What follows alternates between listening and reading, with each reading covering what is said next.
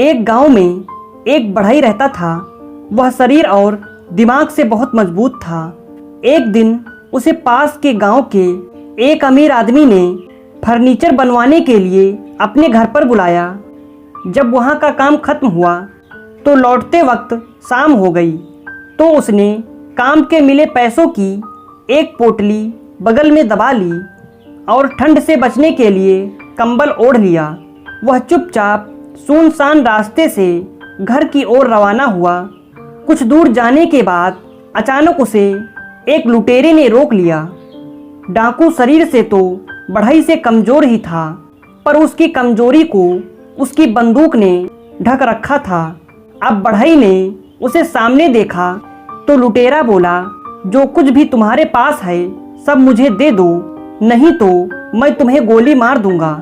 यह सुनकर बढ़ई ने पोटली उस लुटेरे को थमा दी और बोला, ठीक है, यह रुपए तुम रख लो, मगर मैं घर पहुंचकर अपनी बीवी को क्या कहूँगा?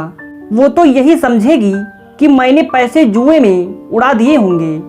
तुम एक काम करो, अपने बंदूक की गोली से मेरी टोपी में एक छेद कर दो, ताकि मेरी बीवी को लूट का यकीन हो जाए।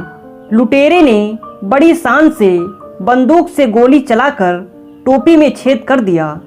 अब लुटेरा जाने लगा तो बढ़ई बोला, एक काम और कर दो, जिससे बीवी को यकीन हो जाए कि लुटेरों के गैंग ने मिलकर मुझे लूटा है, वरना मेरी बीवी मुझे कायर ही समझेगी। तुम इस कंबल में भी 4-5 छेद कर दो। लुटेरे ने खुशी खुशी कंबल में भी कई गोलियां चलाकर छेद कर दिए। इसके बाद बढ़ई ने अपना कोट भी निकाल दिया और बोला, इसमें भी एक छेद कर दो, ताकि सभी गांव वालों को यकीन हो जाए कि मैंने बहुत संघर्ष किया था।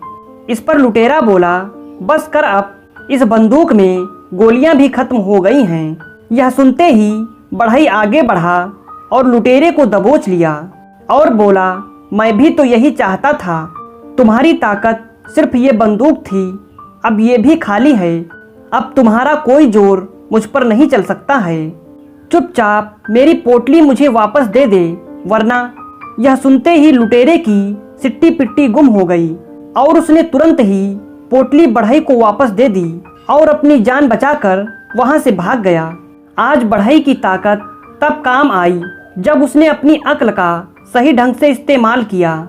इसलिए कहते हैं कि मुश्किल हालात में अपनी अक्ल का ज्यादा इस्तेमाल करना चाहिए, तभी आप मुसीबतों से आसानी से निकल सकते हैं। अगर आपको हमारी कहानी अच्छी लगी तो लाइक और शेयर जरूर करें और ऐसी ही कहानियाँ सुनने के लिए हमारे चैनल को सब्सक्राइब करना बिल्कुल ना भूलें।